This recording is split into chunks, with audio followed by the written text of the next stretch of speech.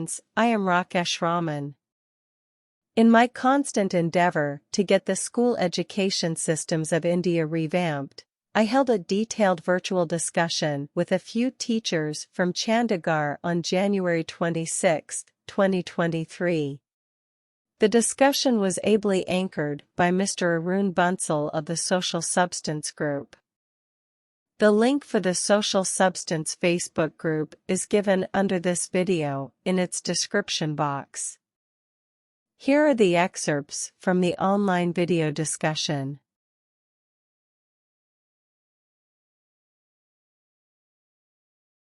आपकी आवाज़ आ रही है सर। और थोड़ा जैसे भी आप हमें बता रहे हैं आपकी जर्नी के बारे में कि आपकी जो जर्नी है वो चंडीगढ़ से शुरू होकर नेशनल अवार्ड तक पहुंची, फिर दिल्ली में आप काफ़ी समय से हैं, तो बिल्कुल हम सब सुन पा रहे हैं। और थोड़ा इसके साथ साथ हमें एजुकेशन में जो आपका एक्सपीरियंस है प्लीज़ उसकी तरफ भी साथ हमें लेके चलिए। उसके साथ मैंने यूनाइटेड नेशंस के साथ भी काम किया with UNIDO, United Nations Industrial Development Organization है, तो उनकी I was the only person in India who was hired by UNIDO to give digital marketing training to small and medium businesses. तो मैंने करीब 300 कंपनीज में पूरे इंडिया में घूमकर उनको स्मॉल एंड मीडियम बिजनेसेस को उन्होंने टेक्नोलॉजी अडॉप्शन कैसे करनी है और खास करके digital marketing for exporting their products and services in different countries, वो मैं उनको जाकर सिखाता था। तो this was a major project of UNIDO. तो मैंने करीब 300 कंपनीज में ये जाकर पूरे इंडिया में घूमकर उनको ये बताया। उस वक्त मेरे को ज़्यादा ये जो एजुकेशन के बारे में आप पूछ रहे हैं, मेरे को उस वक्त ज़्यादा ये पता चला कि जब मैं उन कंपनीज को जाकर मिलता था थ्रू यूनिडो, तो वो मेरे को कहते थे कि you are giving us gold. जो मैं उनको सिखाता था डिजिटल मार्केटिंग की, मेरे पास कोई फॉर्मल पढ़ाई नहीं है, मैं अपने आप यहाँ पर कंप्यूटर के ऊपर 16 घंटे बैठकर ये सीखा कि डिजिटल मार्केटिंग है क्या। तो उसके बाद मैंने ये ट्रेनिंग वहाँ पर जाकर इन कंपनीज को देनी शुरू की। तो दे सेड कि this is gold for us, जो आप हमें बता रहे हैं, लेकिन इसमें सबसे बड़ी हमारे पास प्रॉब्लम ये है कि ऐसी स्किल्स कहाँ से लेकर आएंगे हम? आपने तो बैठकर सीख लिया, ये ना तो ये किसी स्कूल में स्किल्स दी जा रही है, ना कॉलेजेस में दी जा रही है। हमें जितनी देर तक मैन पावर नहीं मिलता हम इसको अप्लाई नहीं कर पाएंगे। तो this was a major problem for me on school sir. जी, अभी हम आपकी बातचीत करते करते आपके मॉडल तक भी पहुंचे हैं, तो जो सुनने वाले थोड़ा सिंप्लीफाई करते हैं उनके लिए। तो पहला तो आपने मैं अपनी जर्नी बताया कि जर्नी से आप कहाँ से कहाँ तक गए। आप कुछ 20 साल से आप दिल्ली में ही हैं और आपका जो कोर स्ट्रेंथ रहा है वो डिजिटल मार्केटिंग रहा है, टेक्नोलॉजी रहा है। हाँ, टेक्नोलॉजी रहा है और उसी की बेस पे आपने काफ़ी सारी ऐसी चीज़ें आइडेंटिफाई करी जो एजुकेशन में बदलाव हो सकता है। लेकिन जो करंट मॉडल है एजुकेशन का, मे बी आपको लगता है कि उसमें भी संभावनाएं हैं कि और काफ़ी इम्प्रूवमेंट हो सकती है, राइट? तो हम थोड़ा सा इसको और आगे बढ़ा के समझते हैं कि जो टेक्नोलॉजी आपने करी डेवलप वो हम सेकंड लेवल पे समझेंगे। लेकिन सबसे पहले आपने जो स्टडी किया उसके बेस पे आप आज के प्रेजेंट सिनेरियो में एजुकेशन में जो स्कोप ऑफ एनहांसमेंट है वो आप कहाँ देखते हैं, वो थोड़ा सा पहले हमें बताइए, सो दैट कि हम आपके मॉडल से कंपेयर कर सकें कि आपके मॉडल में क्या क्या पॉजिटिविटी है। हाँ, तो अब इसमें सबसे बड़ी जो प्रॉब्लम ये आ रही है मेरे को कि ये जो education is not at all link with the employability. जो एम्प्लॉयबिलिटी है स्टूडेंट की, उसके साथ ये लिंक्ड नहीं है। तो उसके लिए मैं वैसे तो ये मॉडल के ऊपर तो मैं काफ़ी देर से काम कर रहा हूँ और मैंने इसको अप्लाई अपना एक स्कूल चलाया था यहाँ पर दिल्ली में ही, अपने घर के सामने द्वारका ये एरिया है। तो वहाँ पर जो बच्चे होते हैं वहाँ पर लोकेलिटी में, उनके लिए एक फ्री स्कूल चला रहा था मैं, 5 साल उसको चलाया और फिर ये कोरोना वायरस के दौरान इसको बंद कर दिया। तो ये अभी पिछले 2-3 साल से ये स्कूल जो फिजिकल स्कूल है वो बंद है, लेकिन मैं ऑनलाइन बीच बीच में क्लासेस लेता रहता हूँ।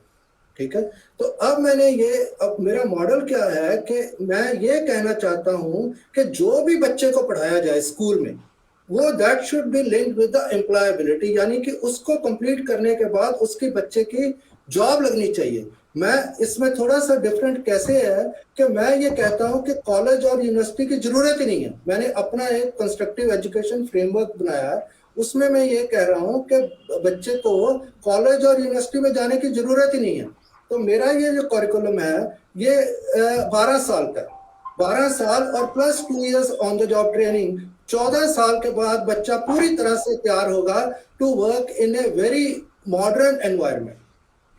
जो आजकल की जी एंटरप्राइज एम्प्लॉयमेंट है उसमें वो इजीली वहां पर उसको जॉब मिल सकती है। तो this job is not the only outcome of this model. Job के अलावा मैं ये कह रहा हूँ, एक मैंने उसके साथ ही इसको इंटीग्रेट किया, अपना एक और मॉडल बनाया, उसको मैं कहता हूँ एंटरप्राइज क्लस्टरिंग मॉडल।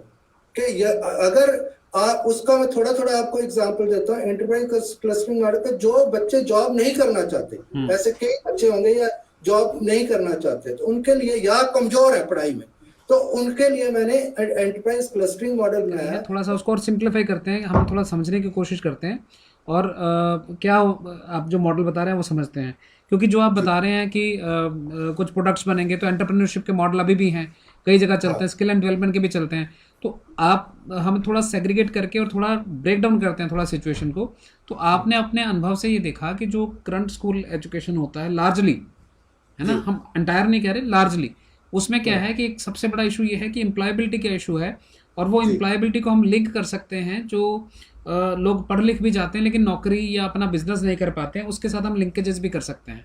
वो स्टैट या डाटा में भी हमारे पास अभी ना हो, लेकिन लार्जली हम अगर अखबार के माध्यम से या मीडिया के माध्यम से या अपने आसपास के माध्यम से देखें तो बहुत सारे लोग जो पढ़ लिख गए हैं लेकिन अभी तक एम्प्लॉय नहीं बने हैं या एम्प्लॉयबिलिटी नहीं है, एक्चुअली ये शब्द शायद ज़्यादा बेहतर होगा कि उनको इस तरह की स्किल्स नहीं है कि कोई उनको एम्प्लॉय भी कर सके। तो वो स्किल्स आप उनको देना चाहते हैं, उसके लिए finishing school kind of concept भी है। तो आपका एक मॉडल ऐसा मॉडल है जिसमें आपने ये सारी चीज़ें, चाहे इंक्यूबेशन सेंटर हो, एंटरप्रेन्योरशिप का मॉडल हो, चाहे फिनिशिंग स्कूल का कंसेप्ट हो, आपने अपने मॉडल में उसको समेटा है और उसका एक रोड मैप आपने आगे भी बनाया है। आपने आगे ये बनाया है उसको करने के लिए कि उसके अंदर आपने कुछ सब्जेक्ट्स भी डिफाइन करे हैं कि आप यही सब्जेक्ट को मेन समझते हैं और ये सब्जेक्ट पढ़ाए जाने चाहिए और उन्हीं सब्जेक्ट पे ज़्यादा फोकस किया जाना चाहिए, राइट?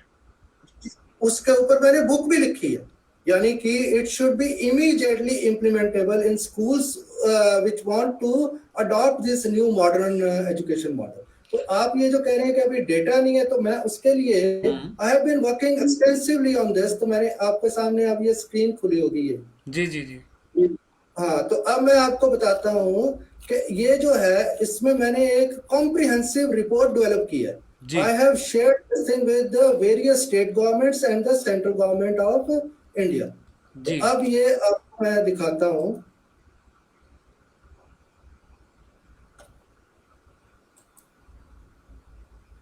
तो अभी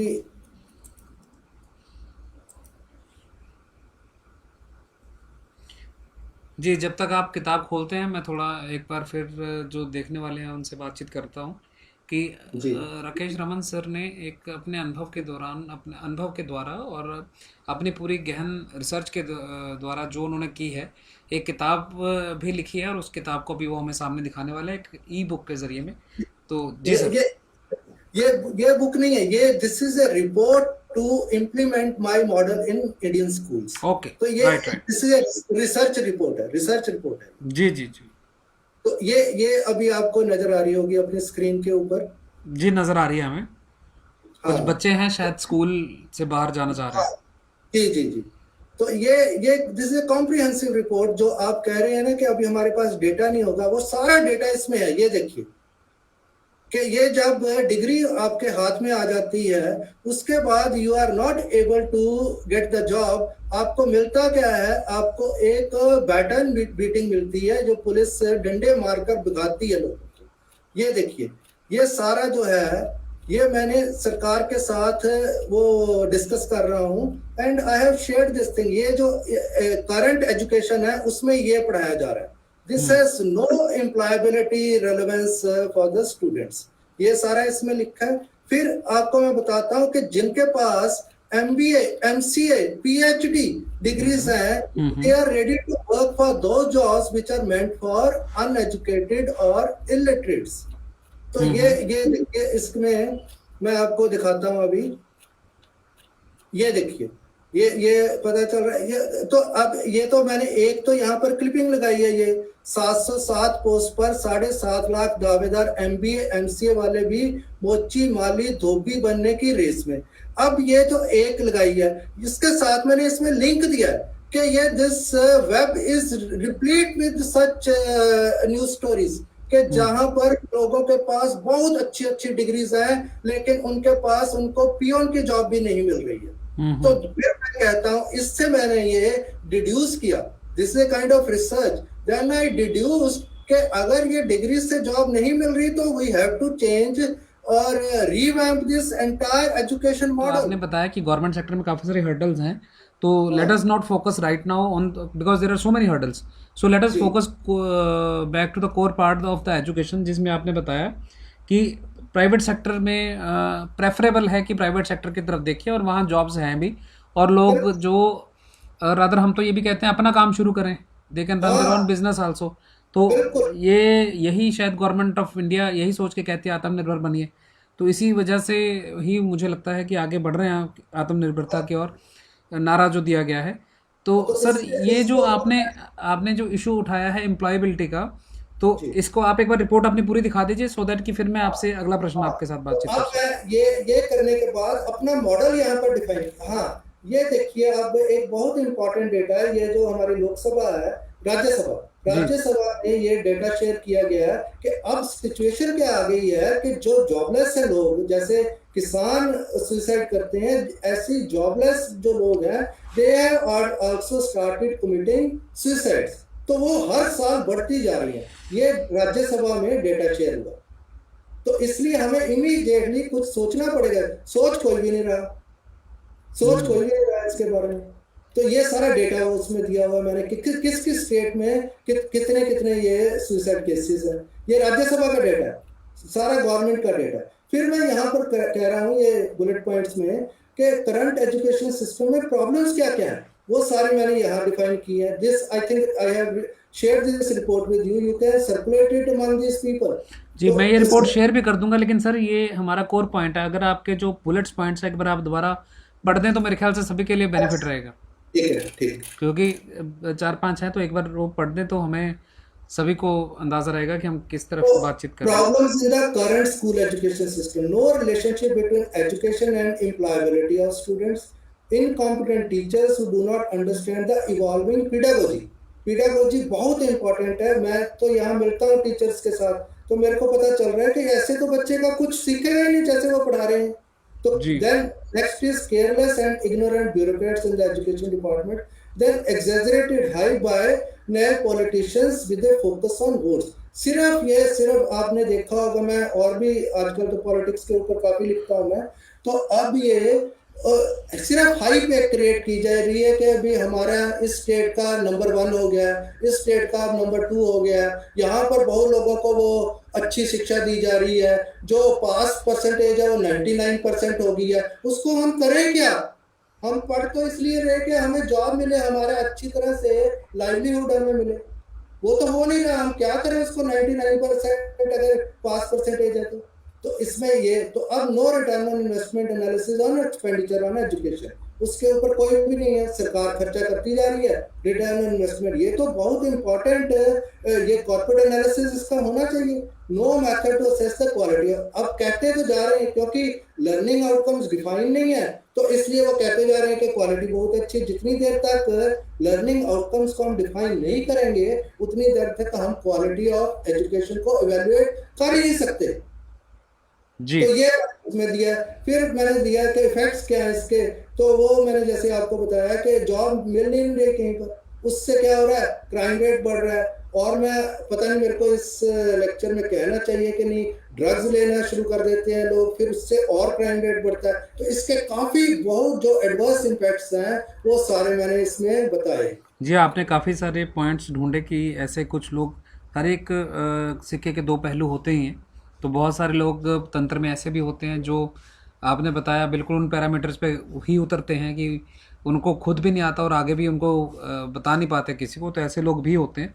तो उन लोगों की वजह से वो लोग भी बदनाम हो जाते हैं जो लोग एक्चुअली उस पूरे तंत्र को चला रहे होते हैं।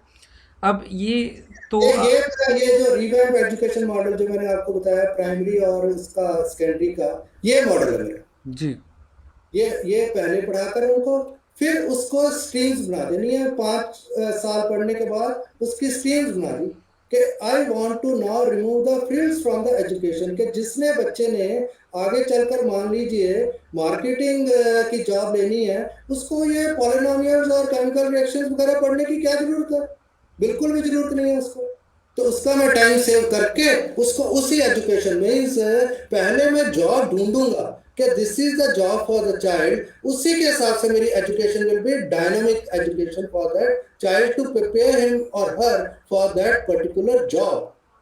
मेरा फोकस तो जॉब के ऊपर है ना, मैंने पढ़ाई पे मेरा फोकस है ही नहीं है। मैं तो जॉब पहले देखूंगा फिर उसको पढ़ाऊंगा। अब जिसने बच्चे ने डॉक्टर बनना है उसको मैं फ्रेंच रेवोल्यूशन क्यों पढ़ाता जा रहा हूँ स्कूलों में? जिसने जी डॉक्टर बनना है उसका मैं टाइम काफी सेव करूंगा।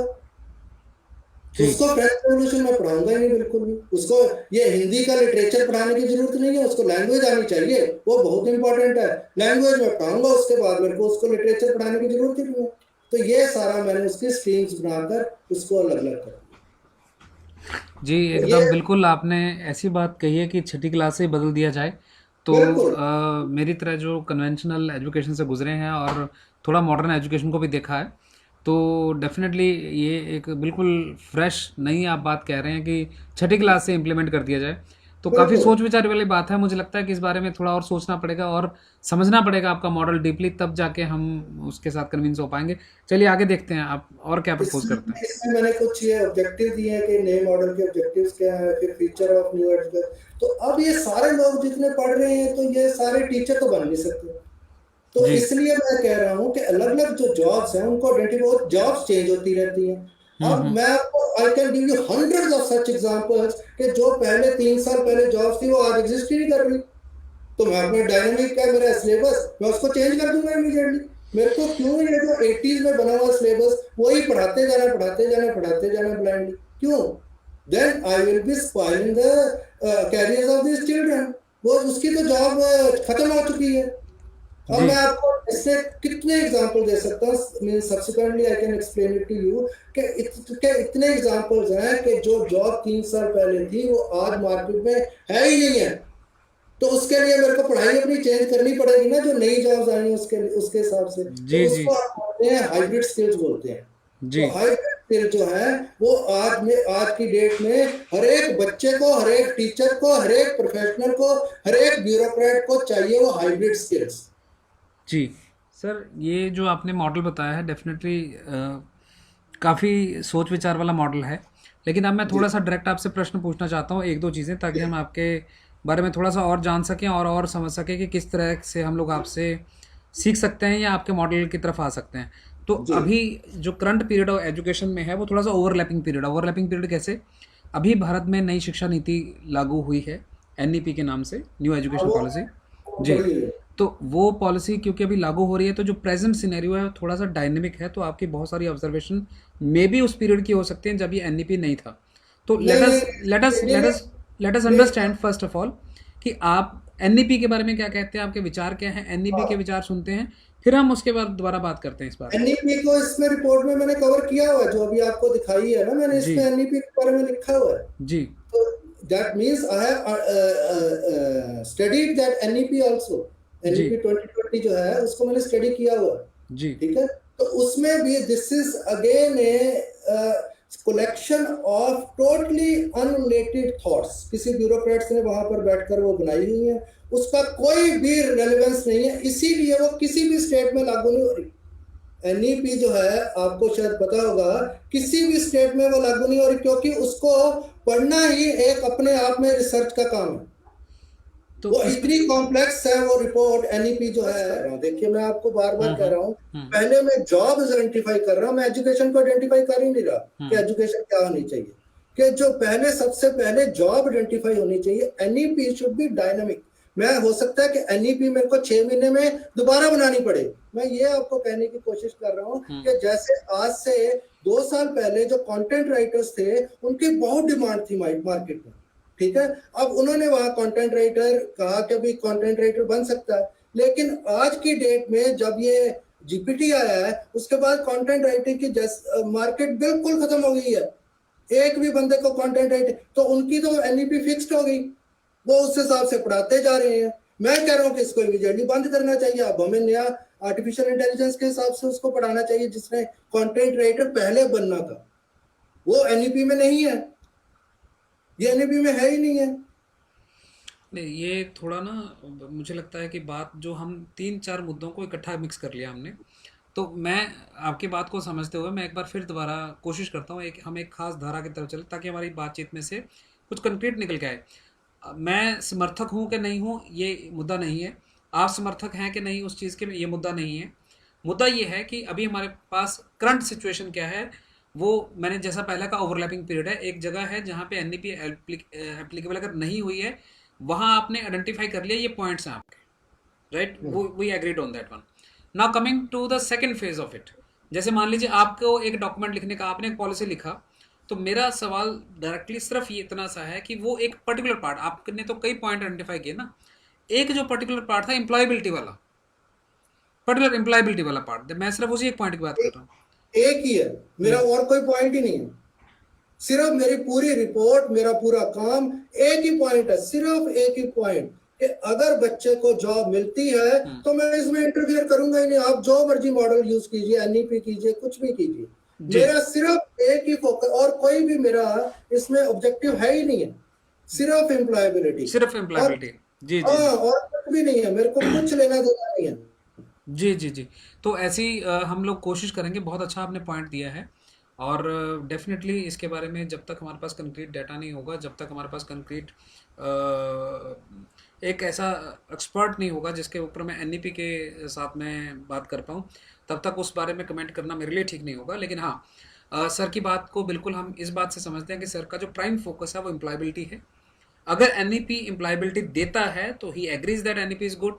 अगर एनईपी एम्प्लॉयबिलिटी नहीं दे पाता है, then NEP is one of those kind of initiatives जो पिछली एजुकेशन में थे।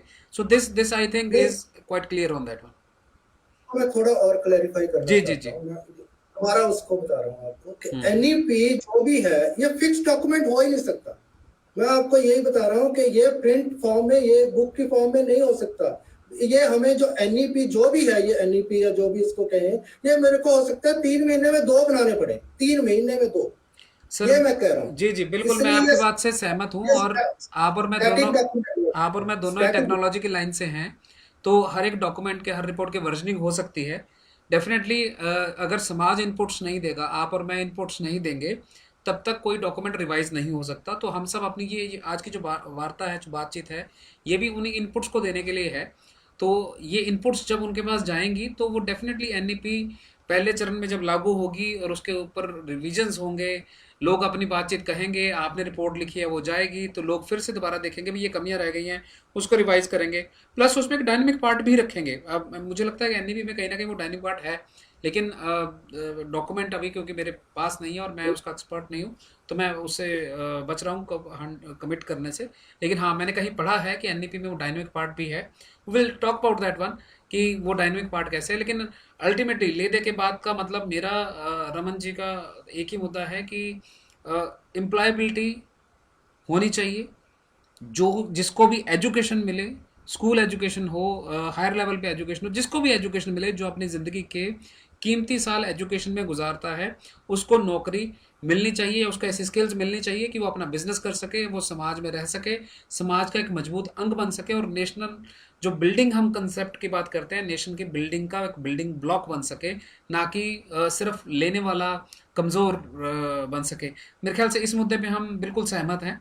एम्प्लॉयबिलिटी होनी चाहिए और एजुकेशन में कोई वेस्टेज नहीं होनी चाहिए, ना रिसोर्सेज की, ना किसी की लाइफ की, ना स्किल्स की।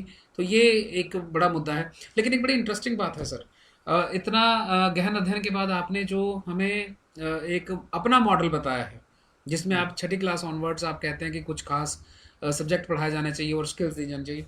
बहुत इंटरेस्टिंग वो टॉपिक है। मैं डेफिनेटली आपकी जो किताब है, जो आपकी रिपोर्ट है, उसको और एक बार स्टडी करके उसके बाद डेफिनेटली आपसे फिर दोबारा उस बारे में भी चर्चा करेंगे। लेकिन इसके साथ हमारे साथ जुड़े हुए हैं आज स्कूल से भी टीचर, तो आइए 5-7 मिनट आप उनसे भी एक बार बात कर लें। जी तो उनका भी विचार उन्होंने काफ़ी हमें सुन लिया है, तो पहले उनसे भी थोड़ा सा बातचीत कर लेते हैं। फिर जो प्रश्न होंगे एक दो मेरे पास और भी हैं आपके लिए, मैं फिर दोबारा पूछता हूँ। जी तो जी मैडम जी। पुनीत जी, अगर आप वहाँ पे हैं प्लीज़ अपना माइक ऑन कर लीजिए। हाँ जी सर। मैम आपने मैं ये मानता हूँ कि सर ने बहुत सारी बातें कही, और मेरे ख्याल से ये बातें हम रूटीन में रोज़ ही चर्चा करते हैं कि हमें हाँ बच्चों जी। को एम्प्लॉयबिलिटी देनी है, चाहे वो आर्ट का क्षेत्र हो, होम साइंस का क्षेत्र हो, चाहे हम वेस्ट मैनेजमेंट की बात करते हैं, तो हमारी जो ट्रेनिंग्स हैं पिछले कई सालों से उसी ओरिएंटेशन में है। और इसका हाँ जी। सक्सेसफुल मॉडल हमारे पास तो मौजूद है। आप लोगों ने जो हम लोगों ने यहाँ पे स्कूल देखे हैं जहाँ ये सारी समस्याएं थी जो सर ने लिस्ट की हैं, तो वो स्कूल कैसे उनसे पार पा के आगे भी आया है। 100% खत्म नहीं हुई है, यस, वो दैट वो हम लोग ऑड आवर्स में जाके उनसे बातचीत करके उतने लेवल पे कर भी नहीं सकते, पर हाँ, ट्रांसफॉर्मेशन, चेंज इन माइंड, वो जो जितना हम विद इन रिसोर्सेज कर सकते थे, वो मॉडल हमारा सक्सेसफुल वहाँ पे है। लेकिन इसके साथ मैं आपका ध्यान ज़रूर इस बात में खींचना चाहूँगा और आपको सुनना चाहूँगा कि आपने सर की बात सुनी है, जो आपका पर्सनल एक्सपीरियंस है स्कूल एजुकेशन के बारे में, प्रेजेंट एजुकेशन के बारे में, एनईपी के बारे में, हमसे थोड़ा सा ब्रीफ में थोड़े शब्दों में आप शेयर करिए प्लीज़। सर आजकल जौन सा है मेनली हमारा जैसे तो कहा जाता है ना, जैसे कि हाँ हमें पढ़ना लिखना चाहिए, जैसे जी होता है कि हाँ पढ़ना लिखना चाहिए जैसे, तो ये पढ़ना लिखना जौन सा है इसके साथ आपको एक प्रैक्टिकल नॉलेज बहुत जरूरी है। जी अब ये प्रैक्टिकल नॉलेज भी जौन सी है हमारे प्रैक्टिकल्स करवाने बच्चों के लिए, वो हमारे पास इतना टाइम ही नहीं है हमें जौन सा मिले। स्कूल का आप टाइमिंग्स देखिए कितने क्या है कि उसके दौरान आप लोग इनको कितना आप हैंड रिटन काम करा लोगे, कितना उस तरह पढ़ा लोगे, क्या याद करा लोगे, क्या प्रैक्टिकल का काम करा लोगे, इतना तो टाइम ही नहीं हर जगह पे मिल रहा है। जी, मेरा तो तो गवर्नमेंट एज ए स्कूल है। टीचर आपको एक तो लगता है कि हमारा जो करंट सिनेरियो है उसमें चॉकिंग ज़्यादा हो गई है, और जो समय एक्चुअली पढ़ाने का या स्किल डेवलपमेंट का है या बच्चे को हाथ पकड़ के आगे ले जाने का, वो समय भी टीचर को नहीं मिल पाता है। नहीं मिल रहा, वो मिल ही नहीं रहा है, क्योंकि और साथ में दूसरा है लोड टीचर्स पे इतना ज्यादा आ रहा है इस चीज का, कि साथ में एक तो एडमिनिस्ट्रेटिव साइड का भी दे देते हैं लोड, कि हम्म। अगर आपके पास ऑफिस में नहीं है ये क्लर्क्स वगैरह नहीं है, तो वो टीचर्स के ऊपर वो भी काम आ जाता है। फिर हम्म। दूसरा काम आ जाता है कि आप लोगों ने सारी तरफ पूरा माइंड करना है। अब ये जैसे सारा हाउस ड्यूटी आ जाती है, अब हम्म। हाउस ड्यूटी के अंदर टीचर सारा दिन वो हाउस टीचर ही बन के रह जाता है, वो कोई पढ़ा तो सकता ही नहीं है कुछ भी, सारा दिन तो उसका वेस्ट ही गया। वो तो हम्म। कितना कुछ अपना बता सका अपना जब बच्चों की क्लासेस जो सी होती हैं वो वेस्ट हो जाती है। अब हमें एडजस्टमेंट आ जाती है। हम्म। एडजस्टमेंट के दौरान भी हम क्या करा सकते हैं अपने बच्चों को, दूसरी क्लास दो दो तीन तीन क्लासें हमारे हाथ में होती हैं उस टाइम पे, कि आप कितने बच्चों को माइंड करा लोगे और कितना पढ़ा लोगे। जी जी तो जी। एक ये जौन सी हालत होने की वजह से, और दूसरा क्या है कि हमें अब ये जैसे मेरा होम साइंस का सब्जेक्ट है, home science is an optional subject, hmm. तो इसके अंदर कौन सा है आप देखिए कि कोई फंड्स ही नहीं है। अब हम्म। ये फंड्स कौन से हैं, प्रैक्टिकल आप सोचो तो होम साइंस को कराना हमें चाहिए, प्रैक्टिकल कराएंगे तो तभी बच्चों को पता लगेगा। हम्म। तो बच्चों को प्रैक्टिकली अगर हम करवा ही नहीं पा रहे, फंड्स ही नहीं है, तो बच्चे कितना अपना खर्चा कर पाएंगे। फिर ये गवर्नमेंट स्कूल के अंदर कहते हैं कि नहीं खर्चा ज्यादा नहीं कराना बच्चों का जौन सा है। अब ये बच्चों का ज्यादा नहीं कराना तो टीचर कितना का अपना खर्चा कर लेगी, जी जी। पेरेंट्स कितना करेंगे कि विनीत वो मैम, अपने। मुझे एक मिनट दीजिएगा, मैं पहले थोड़ा सा आपकी अभी तक की बात को सम अप कर लूँ, फिर आप उसके बाद अपनी और बात बताइएगा। पहले बात तो मैं सभी को सुनने देखने वालों को ये बता दूँ, हम यहाँ फॉल्ट फाइंडिंग नहीं कर रहे हैं, हम फैक्ट फाइंडिंग की बात कर रहे हैं। हम लोग यहाँ कोई नेगेटिव बात करने के लिए नहीं बैठे हैं। हम लोग किसी तंत्र को, किसी मशीनरी को, किसी को भी हम ये नहीं कह रहे कि आपने ये किया, ऐसे किया। हम कह रहे हैं कि ऐसा कर सकते थे तो और बेहतर हो सकता था। ये कुछ कमियां हैं जो हम लोगों ने आइडेंटिफाई करी, हमारे ऐसे तर्क हैं। उन तर्क को अगर आप गलत साबित करते हैं, गलत करिए, नहीं तो हमारे तर्क मानिए और अपनी रिपोर्ट्स को, अपनी चीज़ों को रिवाइज करिए। उसी दिशा में अभी हमने कुछ बातें करी हैं जिसमें ये निकल के सामने आ रहा है कि लार्जली क्योंकि अभी हम सिर्फ कुछ ही लोग जुड़े हैं यहाँ पे, लेकिन हम पूरे बात का प्रतिनिधित्व तो नहीं कर पाएंगे। लेकिन हाँ, जो अभी हम समझ रहे हैं उसमें ये है कि बहुत जगह पे ये भी महसूस किया जा रहा है कि रिसोर्सेज का क्रंच हो गया है, कुछ स्टाफ का क्रंच हो गया है, कुछ फंड्स का क्रंच हो गया है, कुछ स्किल्स का क्रंच हो गया है, कहीं कहीं टाइम का भी क्रंच हो गया है। इतनी एक्सपेक्टेशंस हम लोगों से बढ़ गई हैं, और उन एक्सपेक्टेशंस को कई बार अगर पूरा करना पड़ जाए तो बहुत ज़्यादा ग्राउंड लेवल पे दिक्कत है। अब ये सारी चीज़ें जब अगर हैं, टीचिंग में हैं, पेरेंट्स सेटिस्फाइड नहीं हैं, सोशल एक्टिविस्ट सेटिस्फाइड नहीं हैं, एजुकेटर अगर सेटिस्फाइड नहीं है, टीचर अगर सेटिस्फाइड नहीं है, तो एक बात यहाँ बड़ी क्लीनली सामने आती है, हम सबको मिल बैठना होगा, हम सबको बातचीत करनी ही होगी और बातचीत करके अपने अपने विचार सामने रखने ही होंगे, नेगेटिव नहीं। मैं फिर से एक बार मैं दोहरा रहा हूँ बार बार, मैं क्योंकि हम अब इतना अनुभव हो गया कि बात कहीं की कहीं कहीं कुछ कहीं का कुछ बना लिया जाता है। हम बार बार ये कह रहे हैं कि हम भी उसी तंत्र का हिस्सा हैं। हमारा पर्पज़ यहाँ, अगर हमें कुछ आइडेंटिफाई हुआ है, अगर हमें कुछ लगा है कि भाई ये चीज़ थोड़ी और सुधारी जा सकती है, हम वो सुधारने के लिए हमें इकट्ठा होना होगा, सभी को पॉजिटिव बात करनी होगी। तो ये जो बात है मैम ने अभी कही, मैं उसको एक बार सम अप करता हूँ, फिर उसके बाद मैम के पास दोबारा जाऊँगा। अगर कोई टीचर अच्छा पढ़ाना चाहता है, अगर कोई टीचर अपने बच्चों को आगे ले जाना चाहता है, तो उसके पास ऑप्शंस क्या है। मैं आज ये मैं रिकॉर्ड पे बता रहा हूँ यहाँ पे। मैं ऐसे बहुत गवर्नमेंट टीचर्स को जानता हूँ, ऐसे बहुत प्राइवेट टीचर्स को भी जानता हूँ जो स्कूल आवर्स के बाद भी बच्चों को पढ़ाते हैं। मैं ऐसे बहुत टीचर्स को जानता हूँ जो अपने पॉकेट से बच्चों की फीस तक पे कर देते हैं, किताबें देते हैं, क्या क्या रिसोर्सेज उनको देते हैं।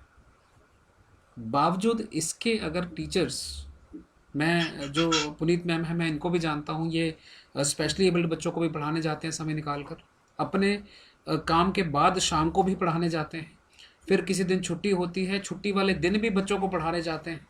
कितने रिसोर्स इन्होंने एम्प्लॉयबिलिटी जनरेट करने के लिए लगाए सिस्टम में।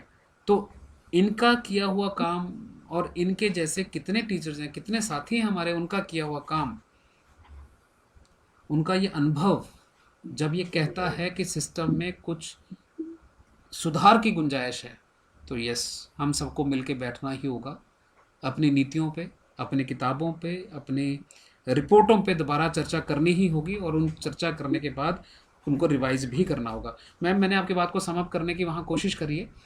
मैं अब थोड़ा सा आगे आपसे ये जानना चाहता हूँ, जो न्यू एजुकेशन पॉलिसी है, तो न्यू हाँ जी एजुकेशन पॉलिसी क्या आपके यहाँ पे इम्प्लीमेंट हो चुकी है कि अभी होनी है, उसका क्या स्टेटस है? सर, 50-50% ही कहो, ना इधर की है ना उधर की है अभी। अभी इन प्रोसेस है। ये देखिए, जब इतना बड़ा बदलाव आता है, इतने सालों से चल रहा है, 80 से चल रहा है, तो बदलाव आते आते थोड़ा समय लगेगा, हो सकता है 2-4 साल भी लग सकते हैं, लेकिन क्योंकि रिसोर्सेज भी इकट्ठे करने नया है।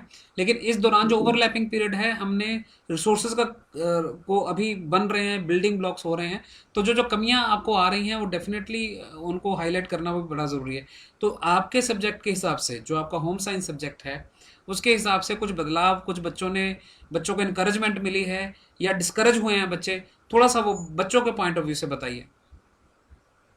सर, मेनली चाहते हैं बच्चे कि यहाँ पे स्कूल में कराया जाए और टाइम उतना मिले, हमें सिर्फ उतना ही आधा घंटा पीरियड जैसे होगा, तो आधे घंटे के पीरियड के अंदर हम सिर्फ उनको प्रैक्टिकल का सारा काम उतना नहीं करा सकते जितना उनको एक्चुअली करवाने का टाइम चाहिए। तो उसके लिए हमें टाइम पीरियड हमें थोड़ा ज्यादा चाहिए। फिर उसके बाद हमने जितना उनको काम कराना है लिखने का, वो लिखने का काम भी जौन सा है उनका वही पुराना है। आप देखेंगे तो हमारी इतनी 20-30 साल पुरानी जौन सी होम साइंस की कॉपी किताब थी, वही पुरानी चल रही है। और उसके अंदर अब बच्चों को वही लेवल का अगर मैं काम करवाने जा रही हूँ तो वो बच्चे सीखेंगे क्या? तो मैं तभी उनको कहती होती हूँ कि अपनी किताब का चैप्टर उनको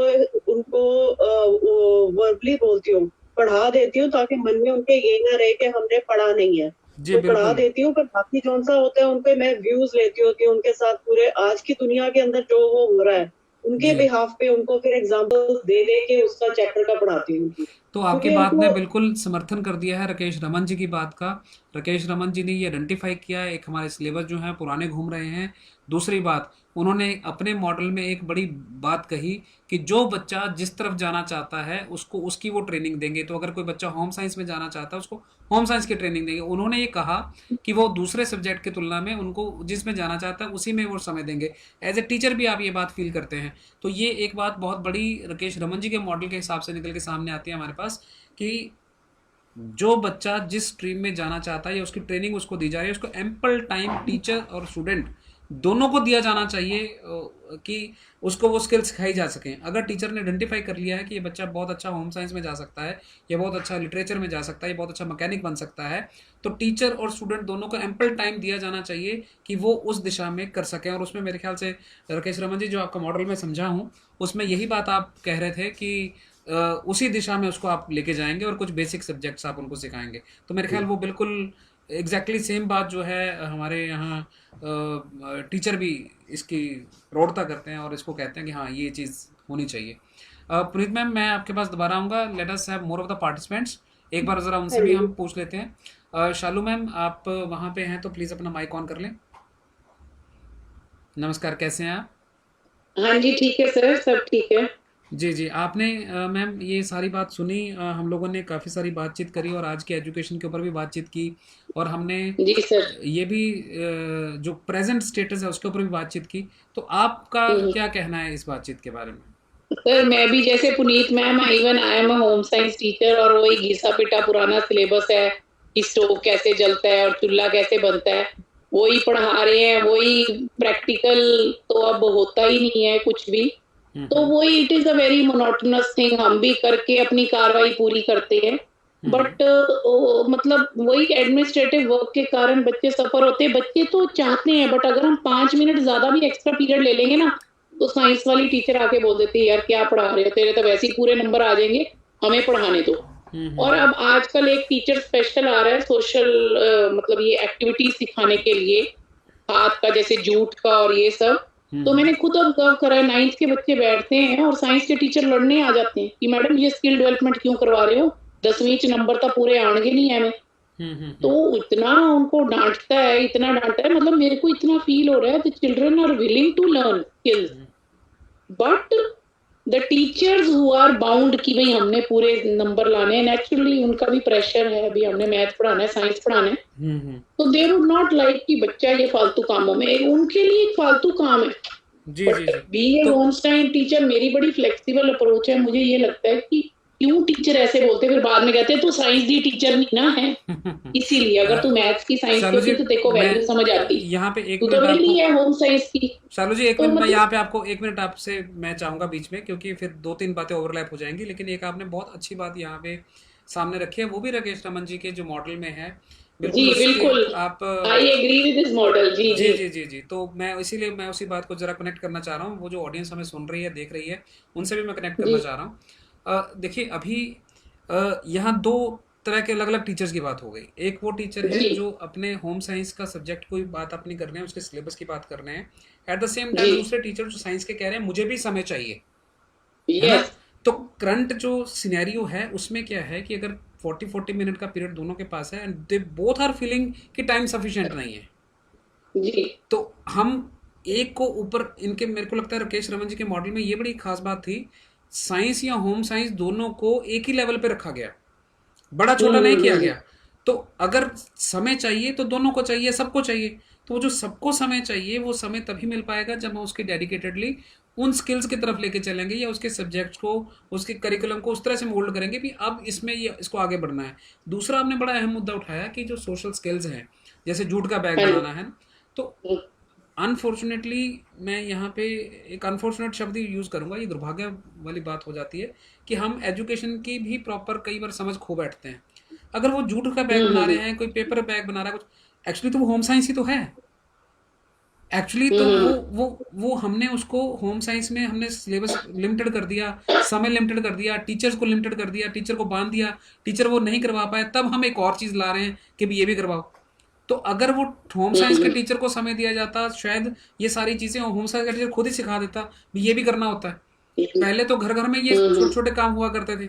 तो मुझे लगता है कि कई बार ओवरकिल भी हो जाता है, कई बार ये भी हो जाता है कि पहले उस चीज़ को निकाल लिया जाता है, फिर उसी चीज़ को डाला जाता है। तो ये थोड़ा सा 2 आपने जो बड़ी हाईलाइट बातें करी हैं, मैंने इसको थोड़ा समअप करने की कोशिश करी। अब आप प्लीज़ आगे और बताइए, आप क्या कह रहे थे? हाँ जी सर, मेरा यही है कि जो बच्चे हैं उनको ये साइंस मैथ्स भी, अब देखो वही बात सर की आ गई कि जिनको पसंद ही नहीं, दोस्त हु डोंट हैव इंटरेस्ट, उनको जितना मर्जी कोशिश करा लो, एक्स्ट्रा क्लास करा लो, बच्चे का दिमाग नहीं लग रहा। ऑल्सो कि बैकग्राउंड पेरेंट्स का ऐसा है कि वो पढ़ा नहीं पाते, दे आर इलिटरेट। देखो गवर्नमेंट स्कूल में जो हमारे आते हैं बच्चे, फैदा जगतपुरी, उनके बच्चे पेरेंट्स तो रिक्शा वाले हैं, कोई लेबरर है, तो पढ़ा नहीं पाते। अब बच्चों को तो प्रेशराइज हम कर रहे हैं ना, मैथ साइंस पढ़ो, उसको पढ़ नहीं रहा वो, फिर ट्यूशन लगा रहे हैं और धक्का मुक्की है, पता नहीं कंपार्टमेंट आए, पता नहीं 10वीं पास हो ना हो, तो वो एक मोनोटोनस सब्जेक्ट आ गया। वही सर की बात मुझे बड़ी अच्छी लग रही है, it should be based on skills, that is a very good thing and naturally the child will flourish from that. उसको वही पुराना सिलेबस, सोशल का, फ्रेंच रेवोल्यूशन रट्टे पढ़ रही है, प्रैक्टिकली तो दे आर नॉट अंडरस्टैंडिंग ना क्या था, मुस्लिम लीग क्या थी, मतलब वो एक रट्टाफिकेशन है। जी जी जी तो we are going with that रट्टा फॉर इयर्स एंड इयर्स, वही मैंने पढ़ा, वही आपने पढ़ा, वही एनसीईआरटी की बुक सेम, जी but the child is not gaining anything from that. वही रट्टा मार के कागज पे प्रैक्टिकली तो कुछ नहीं ना कर रहा, 10th में जाके जी बोर्ड के पेपर में बैठ गया। हाँ, एक जरूर एनईपी की पॉलिसी अच्छी लगी कि जी बोर्ड स्क्रैप ऑफ हो रहा है 10वीं का, जी वो मेरे लिए रहा भी, चलो may be it's a heave of Sai for the parents, उनको 10वीं में बच्चों को प्रेशराइज नहीं, भी बोर्ड का पेपर है। जी। ये तो बहुत सर बड़ा ये प्रेशर है हमारे समाज में भी कि एजुकेशन को एक प्रेशर कुकर की तरह बना लिया हम लोगों ने, बिल्कुल कि सब तरफ से प्रेशर ही प्रेशर है। और उसमें से मेरे ख्याल मैं अपने निजी विचार देना चाहता हूँ यहाँ पे। मेरा निजी विचार है कि जो मेन एजुकेशन हमारी स्कूल लेवल पे एजुकेशन है, उसका जो मेन पिलर होता है वो टीचर होता है। बिल्कुल सर, मैं एक ट्रेन टीचर हूँ और मैं टीचर्स को भी ट्रेनिंग देता हूँ, और लेकिन जब मैं बहुत जगह ये सुनता हूँ कि चाइल्ड सेंट्रिक एजुकेशन है, चाइल्ड सेंट्रिक होनी चाहिए, चाइल्ड डेफिनेटली हमारा लक्ष्य है, लेकिन उस लक्ष्य को पूरा करने के लिए जो मेन पिलर है, जो मेन मजबूत फोर्स है जो है वो टीचर है। अगर टीचर मजबूत नहीं होगा तो वो मजबूत आगे बच्चों को नहीं बना सकता। अगर टीचर कमज़ोर होगा किसी वजह से भी हो, तो ऐसे बहुत सारी प्लानिंग की जरूरत है जहाँ टीचर्स को भी सर रेशियो भी तो देखो, टीचर स्टूडेंट का रेशियो देखो, आप स्कूल्स में 50-50 बच्चा फर्स्ट क्लास में बैठा है 41, जी अब वो टीचर और विदाउट एन आया, अब आप बताओ वो टीचर कैसे संभाल पा रहा है। और फर्स्ट क्लास के बच्चा जो बेस है, 41 स्टूडेंट्स की कॉपीज चेक करना, उनको एबीसी कराना, इट्स वेरी डिफिकल्ट। तो मतलब वही हम देखते हैं, वही मोनोटोनस अफेयर है, एबीसी कराना है 1 2 3। नो डाउट गवर्नमेंट ने बड़ा शुरू कर दिया जी, बाल वाटिका, बाल मेला, बट सर क्या बच्चे कर पा रहे हैं? कर तो टीचर ही रहा है ना, प्रोजेक्ट तो टीचर ही बना रहा है ना, सारे दिन में टीचर बना रहे हैं या पेरेंट्स बना रहे हैं। लेकिन आपने एक ना बड़ी अच्छी यहाँ और भी बात अभी शेयर किया हम लोगों के साथ कि जितना ज़्यादा हम और डालते जा रहे हैं, जितना ज़्यादा हम उसको और भरते चले जा रहे हैं, उतने ज़्यादा शायद हमारे पास अभी रिसोर्सेज के लिए भी हमें तैयार नहीं है। ठीक है, हमें ओवरलैपिंग पीरियड में थोड़ी मेहनत ज़्यादा भी करनी पड़ती है, हम सब मेहनत भी बहुत सारे लोग करने को तैयार हैं, लेकिन बहुत सारी जगह पर रिसोर्सेज को देखना ही पड़ेगा। एक अर्बन सिटी है जहाँ इंटरनेट अवेलेबल है पूरी फुल स्पीड पर, एक रूरल सिटी है जहाँ बच्चा स्कूल में आने के लिए ड्रेस तक नहीं है उसके पास। तो उन दोनों के रिसोर्सेज को आपस में हम एक ही लेवल पे लाके कंपेयर नहीं कर सकते हैं, और ये सब चीज़ें का बोझ जो है टीचर पे भी नहीं डाल सकते हम। उसके रिजल्ट्स को और अर्बन एरिया के रिजल्ट्स को बाकी जगह पे कंपेयर भी नहीं कर सकते हैं, और एक सब्जेक्ट के टीचर्स को भी अपनी जगह कंपेयर नहीं कर सकते हैं। तो मुझे लगता है कि एक मेरी ये निजी राय है, जो भी सुने सबके लिए, अगर टीचर्स को मजबूत नहीं किया जाएगा, अगर टीचर्स के लिए काम नहीं होगा, अगर टीचर की not only skill faculty development लगा दिया जाए, सिर्फ वो नहीं, उनकी मानसिक शक्ति, उनके समय, जो उनका सोचने का समय होता है, वो सब चीज़ें अगर वो सब नहीं होगा तो, और उससे भी बड़ी बात, जो हमारी भर्ती की प्रक्रिया है जिसमें अच्छे टीचर्स को अच्छे आगे नहीं लाया जाएगा, सबको बराबर समझ लिया जाएगा, वहाँ दिक्कतें रहेंगी ही रहेंगी। तो टीचर्स को मजबूत बनाने के लिए हम सबको अगेन, आज जैसे हम मिल बैठे हैं ऐसे मिल बैठना होगा, बातचीत करनी होगी, ऐसे रिकॉर्डिंग्स करने होंगे, और उनको सबके साथ शेयर भी करना होगा, ताकि सब लोग सेंसिटाइज हो पाएँ और एक्चुअली ग्राउंड लेवल की समस्याओं को समझ पाएँ। शालू मैम, आपने काफ़ी सारी चीज़ें बताई, और मैं रिसेंटली ही मैंने आपका इलाका विजिट किया था, वृद्धि जो सर बार कह रहे थे, तो वृद्धि में मैंने विजिट किया था। तो डेफिनेटली मैं एक बार दोबारा फिर आपसे इस बारे में और डिटेल में चर्चा करना चाहूँगा। ठीक है sir, thank you. And sir का मॉडल मुझे बड़ा पसंद आया, हो सकता है पता नहीं हम रहे ना रहे, हो सकता है मॉडल कभी इम्प्लीमेंट भी हो, वी वुड लुक फॉरवर्ड। बातचीत को आगे बढ़ाते हैं। मेरे ख्याल हमने 40 मिनट सोचा था, हम 20 मिनट उससे ऊपर ही हैं। तो और ये आज की जो बातचीत है ये पार्ट 1 ही है, आज शुरुआत है। हमें जब भी लगेगा कि हमें इस बारे में और दोबारा फिर से बातचीत करने को तैयार है, हम फिर से बातचीत करेंगे। और मैं ये दरख्वास्त करूँगा जो देखने सुनने वाले हैं कि हम एक ऐसा प्लेटफॉर्म, जैसे मैं बार बार कह रहा हूँ, हम सबको मिल के बैठना होगा, बातचीत करनी होगी। तो एक ऐसा प्लेटफॉर्म जहाँ पे हम खुल के इनफॉर्मल तरीके से बातचीत कर सकें, इस डिस्क्लेमर के साथ कि हम यहाँ किसी पॉलिसी को, यहाँ किसी गवर्नमेंट को, किसी व्यक्ति विशेष को, किसी भी तरह से क्रिटिसाइज़ करने के लिए, उसको गलत कहने के लिए नहीं है। हमारा मकसद सिर्फ़ और सिर्फ एक ही है, एजुकेशन सेक्टर में कोई भी जुड़ा हो, हर एक स्टेक होल्डर को विन विन सिचुएशन में होना चाहिए। अगर टीचर है तो उसको मानसिक तौर पे संतोष होना चाहिए, उसको अपनी पूरी स्किल्स देनी चाहिए कि मैं अपना काम जो है पूरी ईमानदारी से कर पा रहा हूँ, उसको इतना रिसोर्सेज मिलना चाहिए, समय मिलना चाहिए, फंड्स मिलने चाहिए। अगर वो बच्चा है तो उसको उसकी समाज में जो भी एडजस्टमेंट के लिए होना चाहिए वो होना चाहिए, चाहे फिर वो नौकरी हो, चाहे उसकी पर्सनैलिटी की डेवलपमेंट हो, चाहे उसके स्किल्स हो, चाहे उसकी एम्प्लॉयबिलिटी हो, वो सारे के सारे एक बच्चे को जो एजुकेशन को अपने बहुत सारे साल देता है उसको मिलना चाहिए। और जो पॉलिसी मेकर्स हैं, वो पॉलिसी मेकर्स को भी ये सेटिस्फेक्शन आनी चाहिए कि जो पॉलिसी उन्होंने बनाई है वो पॉलिसी कहीं ना कहीं काम कर रही है। और उसके ऊपर सोशल एक्टिविटीज़, जो एक्टिविस्ट होते हैं, उनका क्या रोल रहता है कि वो हर बार इन सब चीज़ों पे नज़र रख के उनसे जो उनकी समझ होती है उसके हिसाब से फीडबैक देते हैं। और वो हम लोग फीडबैक लगातार इन सब चीज़ों के ऊपर देते रहें और इस तरह मिलके बैठते रहें। तो ma'am, I am looking forward to Shalu ma'am, Puneet ma'am, Ansari ma'am, कि हम दोबारा फिर एक दिन बैठेंगे और जी सर, जी। और भी टीचर जुड़ेंगे साथ में। तो डेफिनेटली और किसी वक्त पे देखेंगे कि आपके स्कूल भी अगर विज़िट किया जा सके तो फिज़िकली की क्या चीज़ें हम वहाँ पे भी कर सकते हैं। हमारे कुछ स्कूलों के मॉडल्स हैं जो जिसमें हम टीचर्स का वर्कलोड रिड्यूस कराने की कोशिश करते हैं। तो आपने जो वर्कलोड की बात करी, तो टीचर्स अपना वर्कलोड कम कैसे कर सकते हैं और आउटपुट कैसे इंक्रीज़ हो सकती है प्रेजेंट सिस्टम में, प्रेजेंट सिनेरियो में, तो उसके ऊपर हम काम करते हैं। डेफिनेटली इसके बारे में आपसे और चर्चा होगी। राकेश जी, आप आए हमारे बुलावे पर, आपने अपना थैंक यू। मॉडल शेयर किया और उस मॉडल का समर्थन करते हुए आज हमारे टीचर भी हमें यहाँ मिले।